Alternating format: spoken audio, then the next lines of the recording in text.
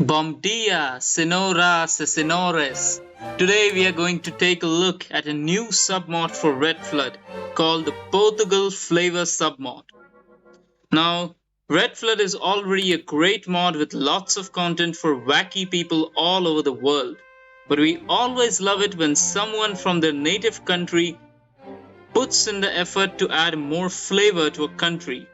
And Portugal is one such lucky country, for it has received a new submod. So let's check it out. So you might ask me the first question, what does this submod do? So this submod, it adds new content for accelerationist Portugal, although it is still under development. It also adds new custom puppet leaders for the old Portuguese Empire in India and Brazil, which we shall see in a bit. And it also adds new leaders for the various ideologies. Almost I think all ideologies here, they have a new custom leader added up. So without further ado, let's see. Now this is a showcase video, not a gameplay video. So I will be using cheats to show you all the new stuff that's been added. So let's start. So first of all, let's check the anarchist leader, the new leaders. We shall see all the new leaders, then we shall go to the new accelerationist content, and finally we shall end by seeing all the new puppets that have been added. So as you can see, they've also changed the flag. So this is the first one, the anarchist leader, who is Manuel de Sousa. So he was one of the leading, so in our timeline, he was one of the leading figures of the Portuguese anarcho-syndicalist movement, and he was also an important trade union leader in the First Portuguese Republic. He initially supported the Russian Revolution, but later on he opposed the Marxists and the Leninists, because he was just opposed to any form of authoritarianism in general. And the Marxists were certainly not implementing any kind of democratic socialism in Russia. Then the next leader that we are going to be seeing is the Vanguard Socialism. Again, the new red flag, the scarlet banner flies high over Portugal, the Portuguese Socialist Republic. And this is Álvaro Cunhal. So Álvaro Cunhal in OTL, he was a big-time communist. He was a Secretary General of the Portuguese Communist Party from 1961 to 1992. He was also one of the most pro-Soviet leaders in the Western European communist movement. Like in Italy and France also, they had their own communists in our timeline, but they were more Euro-communists. They did not toe Moscow's line. But Álvaro Cunhal was much more closer to Moscow than the others. The next leader is going to be Popular Socialism.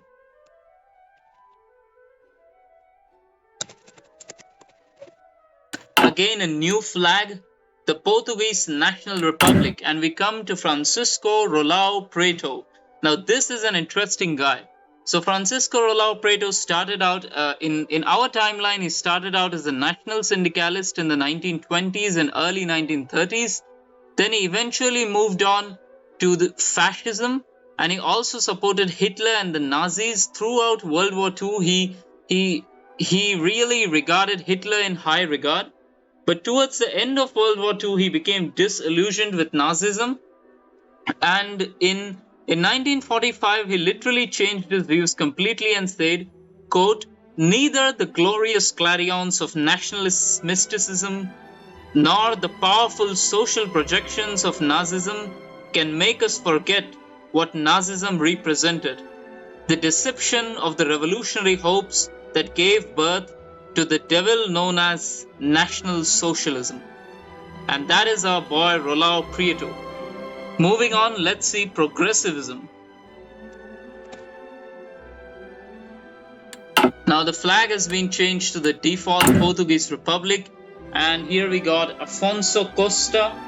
So Alfonso Costa is not really as interesting as the others. So in OTL, he was head of the center-left Portuguese Republican Party. He was also very anti-clerical. He took a lot of actions against the Portuguese Catholic Church. And in general, he faded into I won't say obscurity, but he became very less important after the end of the Second Republic in 1926. So he just faded after that. Next, we are going to be seeing despotism. So for despotism, we got our boy Antonio de Oliveira Salazar. And does he really need any kind of introduction? So for those who still don't know, Antonio de Oliveira Salazar, in our timeline, he was the dictator of Portugal from 1933 all the way up to the 1970s throughout the Cold War. And he was the head of the Estado Novo regime, the new state. And he defined an era of Portugal. Moving on to conservatism.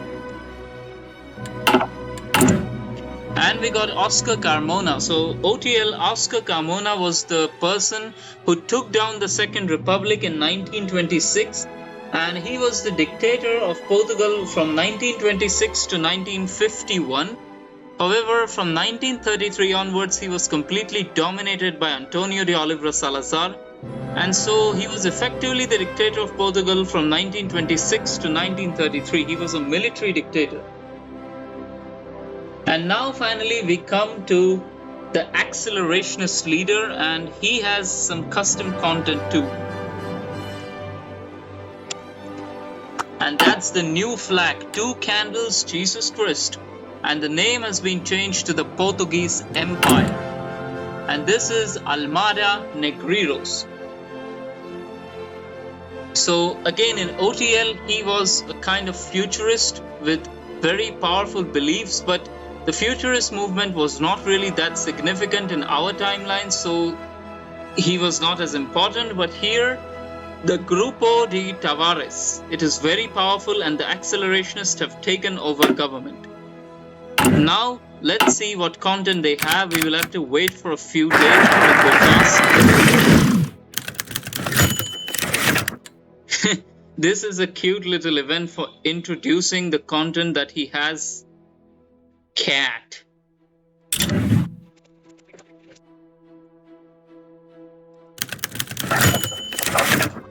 And after some time, this event will happen.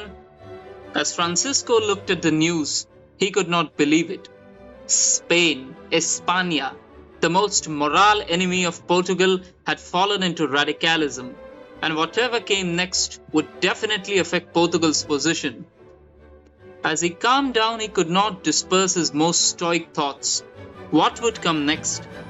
Rumors began to spread of the stoicism and depression of the king. The whole country was in disarray. But then a saving soul stepped up. Almada Negreiros, the prodigal Portuguese futurist, with his aims of reforming the monarchy and elevating Portuguese culture to a beacon of light in a dark world. He immediately gained support from the more cultural-minded and desperate parts of the populace, and thus he was appointed by the king himself as a councillor of sorts, but which was originally a mere counselling position quickly became a position of de facto power, as Almada quickly garnered support and centralized legislative power over himself. A new dawn for a new Portugal.